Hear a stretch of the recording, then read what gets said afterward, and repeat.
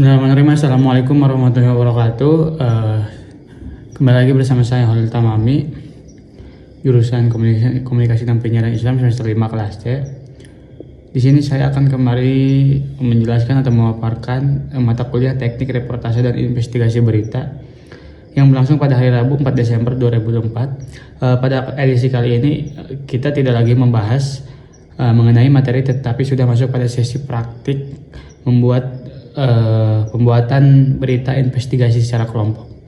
Pada kelas KPI 5C terdiri dari 3 kelompok dan masing-masing kelompok beranggota 11 hingga 12 orang.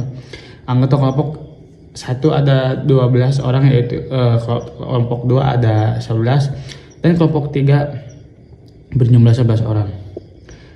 Di sini yang pertama membawakan berita investigasi dengan judul Mystery Oprek Badge. Motif dibalik rekrutmen tambahan DMAU. Kelompok 2 membawakan berita investigasi dengan judul mengusut tindakan pihak kampus terhadap kasus catering yang marak di UIN SMA Banten. Kelompok yang ketiga yang membawakan berita investigasi dengan judul eksploitasi anak dibalik pengemis dan pengamen Kota Serang. Pada pertemuan ke-12 ini, yaitu presentasi proposal jurnalistik investigasi dari masing-masing kelompok, meskipun cuaca saat ini tidak mendukung, yakni sedang hujan deras, tapi tidak menjadi suatu halangan untuk tidak masuk kelas seperti biasanya.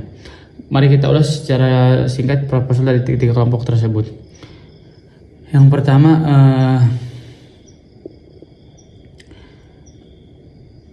berikut cuplikan video presentasi kelompok. Inti dari proposal investigasi Mystery Oprek Badge 3. Motif dibalik rekrutmen tambahan DMAU adalah menggunakan alasan dibalik keputusan Dewan Eksekutif Mahasiswa Universitas UIN SMA Banten membuka proses rekrutmen tambahan badge. Keputusan ini menimbulkan pertanyaan dari kalangan mahasiswa, terutama terkait transparansi dan motif kebijakan tersebut. Investigasi ini menggunakan metode kualitatif, termasuk wawancara dengan pihak terkait seperti presiden mahasiswa,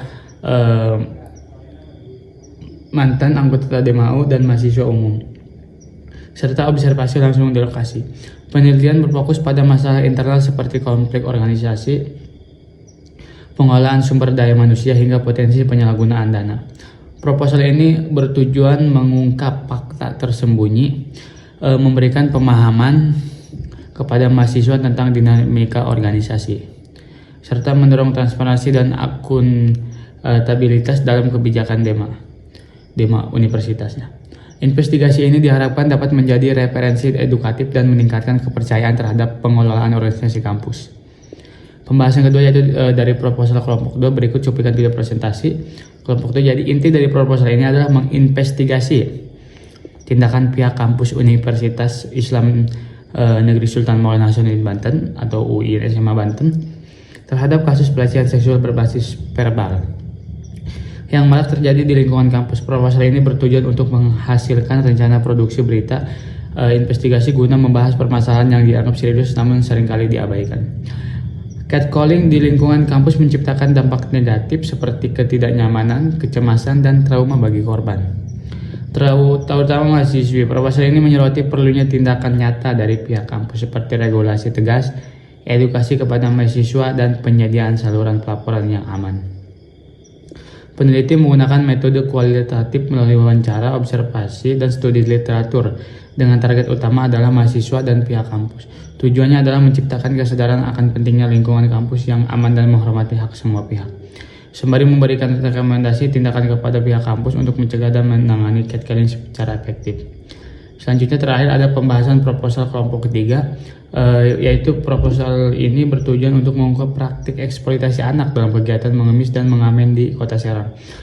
Melalui pendekatan jurnalistik investigasi, proposal ini menggali fenomena sosial di mana anak terpaksa bekerja di jalan akibat tekanan ekonomi atau paksaan orang tua. Anak-anak tersebut kehilangan hak-hak dasar seperti pendidikan dan kesejahteraan, menghadapi resiko kekerasan, dan seringkali menjadi korban ketidakadilan sosial. Penelitian difokuskan pada penyebab proses eksploitasi serta dampaknya terhadap fisik, mental, dan sosial anak-anak. Lokasi penelitian mencakup beberapa titik strategis di Kota Serang seperti lampu merah Palima, Parung dan Sempu. Proposal ini juga mengusulkan solusi melalui wawancara dengan narasumber relevan seperti masyarakat, pihak berwenang, dan aktivitas sosial. Tujuan akhirnya adalah meningkatkan kesadaran masyarakat dan memberikan rekomendasi kebijakan untuk mengakhiri eksploitasi anak di Kota Serang secara berkelanjutan. Sesi perkuliahan pun berakhir dengan akhiri sesi foto bersama. Demikian laporan pada hari ini. Dengan semoga informasi yang sama-sama ini dapat membantu wawasan dan memperkaya pengetahuan dalam dunia jurnalistik. Assalamualaikum warahmatullahi wabarakatuh.